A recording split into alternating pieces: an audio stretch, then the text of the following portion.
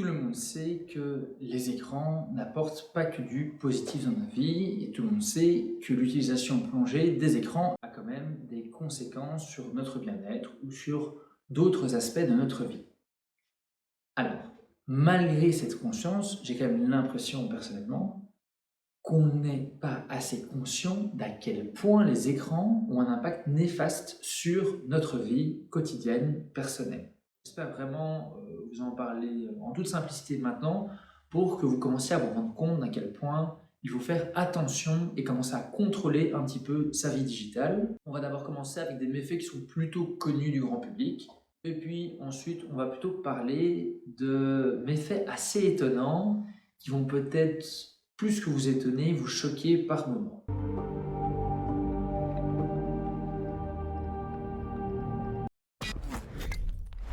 Alors, c'est un peu étonnant, mais utiliser les écrans peut causer des douleurs physiques, notamment au niveau des mains, hein, voilà, notamment au niveau des pouces, euh, mais également au niveau de la posture. Sachez que si votre tête est inclinée d'environ 15 degrés, donc par exemple pour consulter un GSM ou un autre appareil électronique, eh bien celle-ci apparaîtra comme 2 fois plus lourde pour votre corps. Et donc pour votre posture générale, c'est un poids supplémentaire qui met vers l'avant et donc on a parfois des problèmes de colonne vertébrale qui peuvent apparaître en partie à cause de l'utilisation du GSM. Toujours dans les problèmes physiques, nous avons toutes les conséquences néfastes par rapport aux yeux, c'est-à-dire fatigue des yeux, vue quelque peu brouillée parfois après utilisation des écrans, etc., etc. Pour être totalement honnête, les études ont prouvé beaucoup d'effets négatifs à court terme, comme la fatigue des yeux, comme je viens d'indiquer, mais moins à long terme sur la vue. Ce qui ne veut pas dire qu'il n'y aura pas de lien de cause à effet si d'autres études s'impliquent sur ce sujet. Alors, 41% des Français indiquent consulter leur téléphone pendant la nuit. C'est-à-dire, on n'est pas loin de 1 Français sur 2 si on tire un petit peu la corde. Comment voulez-vous passer une nuit sereine et réparatrice et qui vous met en forme pour le lendemain si vous consultez votre GSM pendant la nuit? Ok. Un peu comme si vous vous dites, moi pendant la nuit, j'ai l'habitude d'aller faire mon linge. Mais non, si vous interrompez votre nuit pour quelque chose d'autre, ça veut dire que vous réduisez la qualité de votre sommeil. C'est assez simple. Ou bien vous réduisez votre temps de sommeil. En plus, à force de penser à votre GSM ou à force de le consulter pendant la nuit, votre cerveau qui veut se mettre un peu en mode veille, en mode sommeil, eh bien, va se réactiver et être toujours stressé, accaparé par une nouvelle information qui pourrait apparaître sur l'écran de votre téléphone. Également, si vous consultez votre GSM en soirée, eh bien, consulter son GSM, c'est émettre ses yeux face à la lumière bleue. La lumière bleue, c'est ce qui est projeté par les écrans. Et cette lumière bleue, en fait, diminue la sécrétion de mélatonine, qui est l'hormone du sommeil. Et donc, avec l'hormone du sommeil en moins, vous avez plus de difficultés à vous endormir et donc potentiellement beaucoup plus de chances de trouver un sommeil rapidement.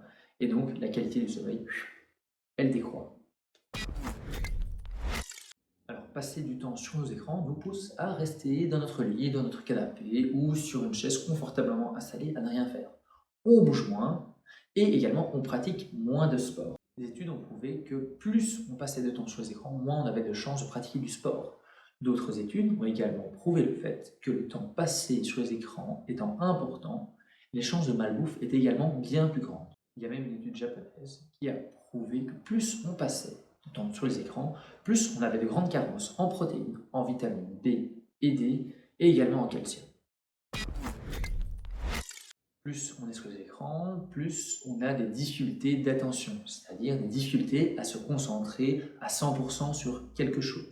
Une étude testée sur des enfants de 1 à 3 ans a prouvé que ceux-ci, quelques années plus tard, avaient 28% de chances de plus d'avoir des troubles de l'attention s'ils utilisaient régulièrement les écrans lorsqu'ils avaient entre 1 et 3 ans. La mémoire à court terme et la mémoire à long terme est endommagée par l'utilisation prolongée des écrans. Beaucoup d'études ont prouvé ce lien de cause à effet. Les écrans stimulent nos hormones. En consultant nos écrans, on cherche à remplir en quelque sorte un vide hormonal. C'est ce qui rend un peu les écrans addictifs, et notamment l'utilisation du GSM. Le problème de rechercher ce pic hormonal par le biais des écrans, c'est qu'à chaque fois que nous nous détachons des écrans, on ressent un certain stress, une angoisse, ce qui nous pousse à revenir à chaque fois sur ces écrans. Et donc ce stress, ces angoisses sont néfastes pour nous. Alors forcément, on commence à stresser après ces angoisses entre les moments d'écran, mais au final, ce sont les écrans qui créent cet état de manque, causant le stress, les angoisses. Le GSM, et plus particulièrement les réseaux sociaux, nous indiquent que grâce à eux, on renforce les relations et les liens sociaux.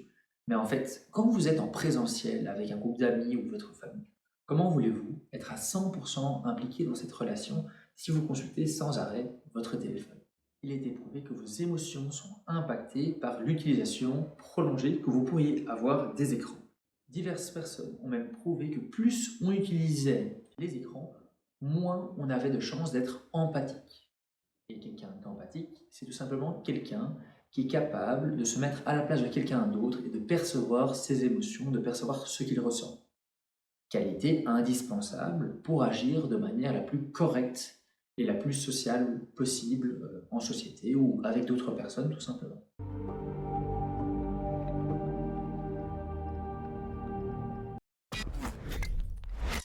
Les études ont prouvé le lien entre l'utilisation forte des téléphones ou des écrans chez les jeunes avec les risques de dépression. Autrement dit, plus vous l'utilisez, plus vous avez de chances de tomber en dépression. Et là, ça commence à devenir sérieux. Alors ce souci concerne plutôt les enfants, mais les enfants qui consultent plus les écrans ont donc moins d'interaction avec les autres. Et moins d'interaction, c'est moins s'exprimer, moins communiquer. Et donc les enfants qui sont sur écran ont plus de chances d'avoir des problèmes de langage, c'est du moins ce que montrent ou démontrent certaines études. Avec une utilisation forte des écrans, tu as 2 fois plus de chances d'être atteint de la maladie d'Alzheimer plus tard. Alors ça paraît un petit peu étonnant, mais en effet, une recherche qui a été menée par 4 chercheurs canadiens l'approuve. Dans leur recherche assez pessimiste, ils font un peu un état des lieux de l'intelligence humaine et indiquent qu'il y a un véritable déclin qui a commencé à partir d'environ 1975. Non seulement ce déclin démarre à partir de 1975, mais cela décline encore plus fort à partir du moment où les nouvelles technologies dans les années 2000 sont devenues de plus en plus présentes. Entre 2010 et 2015, le taux de suicide chez les jeunes a augmenté de 66%. 66%, c'est véritablement énorme, c'est pas une petite augmentation de quelques pourcents qui pourrait éventuellement arriver. Là, on a véritablement une progression du tout au tout. Et 2010 à 2015, c'est clairement l'essor des smartphones et c'est le moment où les jeunes, les adolescents entre autres, utilisent très fréquemment leur GSM. Et si aucun lien direct n'a été établi entre l'utilisation du GSM et ces taux de suicide, c'est quand même à cette période, entre 2010 et 2015, qu'a lieu ce véritable changement et l'arrivée des nouvelles technologies. Aucun autre changement de cette ampleur n'a vu le jour lors de cette période. Donc, le lien peut quand même forcément être effectué.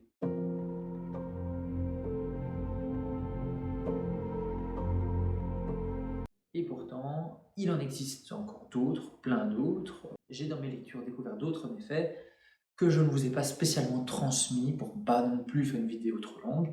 Si vous connaissez d'autres de ces méfaits, n'hésitez pas à en parler, à le mentionner en commentaire. Et donc, j'espère que vous aurez pris quelque peu conscience de tous ces dangers et donc qu'il va falloir commencer à réfléchir à votre utilisation du GSM et à trouver des pistes ici ensemble pour avoir un chemin menant vers la conscience digitale.